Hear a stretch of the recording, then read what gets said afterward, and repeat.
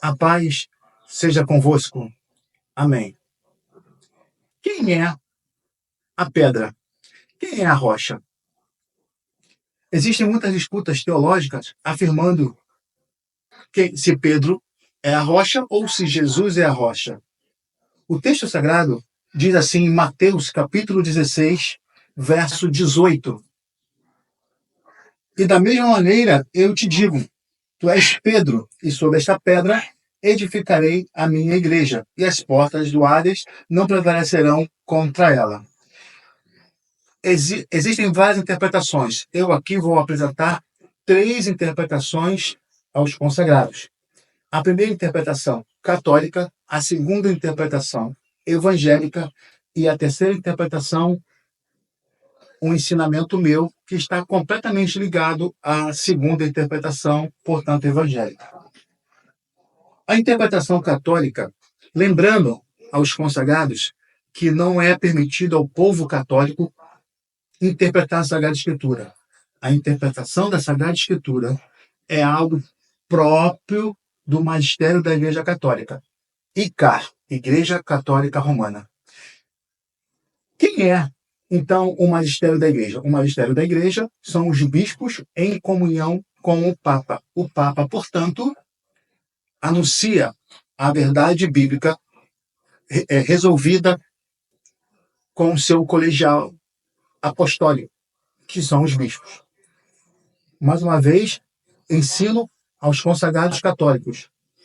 O fiel católico não pode interpretar a Sagrada Escritura, nem mesmo os padres, pois os padres não são magistério. Eles apenas eles replicam aquilo que o magistério ensina para eles através dos seus estudos teológicos. O que diz, então, o magistério da Igreja acerca dessa passagem bíblica? Pedro é a pedra no qual a Igreja está edificada. Pedro é a rocha. Essa é a interpretação católica. É uma pergunta direta e uma afirmativa direta como resposta do magistério da Igreja Católica. Vou citar aqui 3 passagens que colaboram com a interpretação católica. Atos dos Apóstolos, capítulo 2, verso 14 ao 47. É Pentecostes. Pedro é o primeiro a pregar o Evangelho para a humanidade. Em Atos, capítulo 8, verso 14 ao 17, Pedro está presente quando os samaritanos recebem pela primeira vez o Espírito Santo. Isso quer dizer que ele aprova, que ele está de acordo, tem a permissão dele. Em Atos, capítulo 10, verso de 1 ao 48, Pedro é o primeiro a levar o Evangelho aos gentios. Então, para a ICAR, Igreja Católica Romana, Pedro é a pedra no qual a igreja do Senhor Jesus está edificada.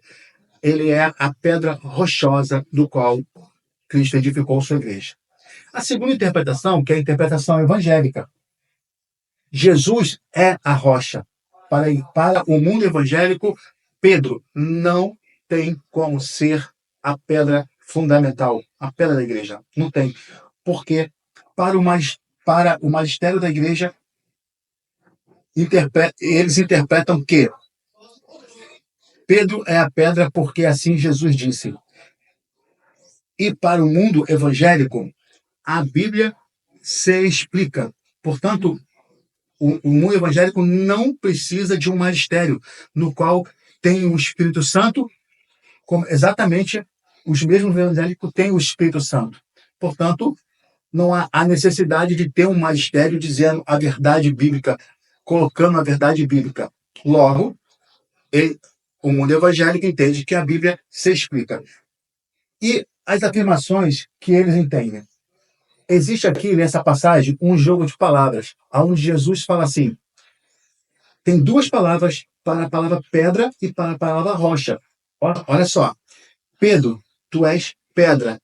No texto original é uma pedra pequena, uma pedra que pode ser removida, uma pedra que pode ser lançada, retirada, jogada para lá.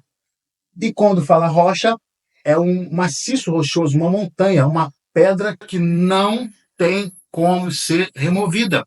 Logo, o jogo de palavras é assim, tu és pedra pequena. E sobre esta rocha, ou seja, sobre esta pedra que não pode ser removida, eu edificarei a igreja, a minha igreja. Então, Jesus está chamando Pedro de pedra pequena e chamando a si mesmo de rocha. Pedro é uma pedra que pode ser removida e Jesus é uma pedra que jamais pode ser removida, porque a igreja está edificada sobre ele. Veja, tem um texto muito, muito bom no Evangelho de João, capítulo 1, verso 42. Esse texto vai falar que Jesus é a rocha. João 1, 42. Confira na sua Bíblia. Jesus é a rocha. Eu vou utilizar um texto de Mateus, do próprio evangelista Mateus, que está falando sobre esse jogo de palavras, que está no capítulo 7, verso 14. Tá? O evangelista Mateus, capítulo 7, capítulo 7, verso 24 e 25. 7, 24 e 25. Fala assim: assim, todo aquele que ouve essas minhas palavras e as pratica, será comparado a um homem sábio que construiu a sua casa sobre a rocha. E caiu a chuva, vieram as enchentes, sopraram os ventos e bateram com violência contra aquela casa, mas ela não caiu, pois tinha seus alicerces na rocha. Aqui, rocha é a mesma palavra lá de Mateus 16, no qual Jesus está se referindo que ele é a rocha. É a mesma palavra no original. E o texto é claro. A palavra de Deus, a palavra do Senhor é a rocha. Não é Pedro. É a rocha. A palavra é a rocha. Colaborando, então, com o Evangelho de João, no capítulo 1, na perícope, de 1 a 18. Os primeiros versos do Evangelho de João falam assim: no princípio era a palavra estava com Deus, a palavra era Deus. Colaborando com Mateus. Portanto, Jesus é a palavra que é a rocha no qual está fundamentada a igreja.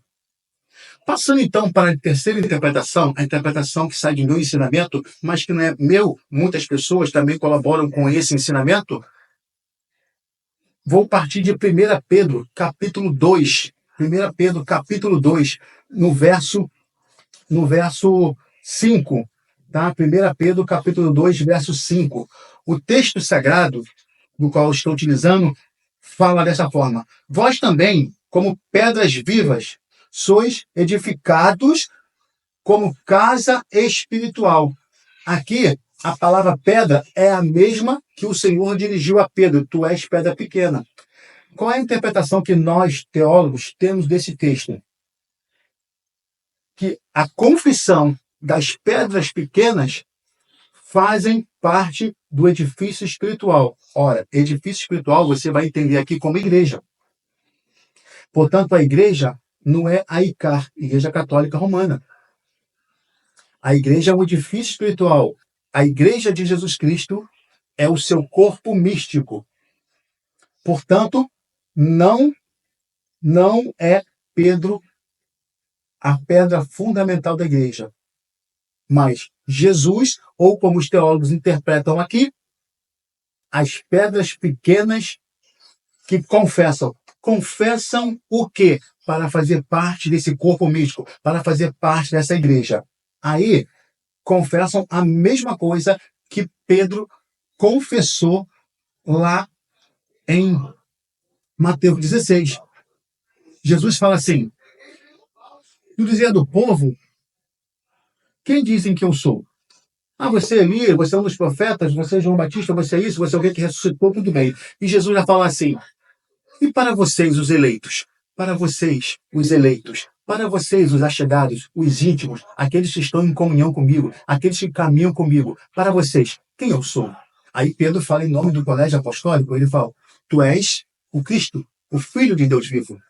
Jesus então declara: tu não foi nem a carne nem o sangue que te revelou isso, mas meu Pai que está no céu. Esta confissão, você confessar os seus pecados e confessar quem Jesus é, que ele é o Cristo, o Messias, o Redentor, o Salvador, essa confissão faz você pertencer a esse edifício espiritual, isto é, a igreja de Jesus Cristo. Você não pertence à igreja de Jesus Cristo por estar numa denominação A, B, C ou D, mas pertence à igreja, ao corpo místico de Jesus Cristo, por reconhecer pecador e confessar quem Jesus Cristo é, porque isto é uma revelação do Pai à sua pessoa.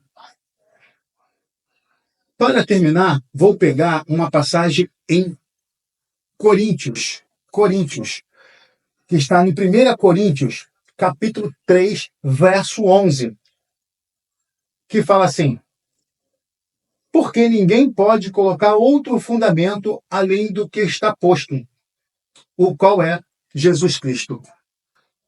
Pedro não pode ser a rocha do qual a igreja está edificada, porque o texto bíblico fala que ele é pedra pequena e que Jesus, e que a palavra de Jesus, isto é, a confissão de quem Jesus Cristo é, isto é a rocha que faz você, inabalável, a rocha que não pode ser tirada. É Jesus, a pedra que não pode ser removida, e que faz você pertencer à igreja dele, o corpo místico. Portanto, eu dei a ti 3 interpretações. Uma católica, Pedro é a rocha.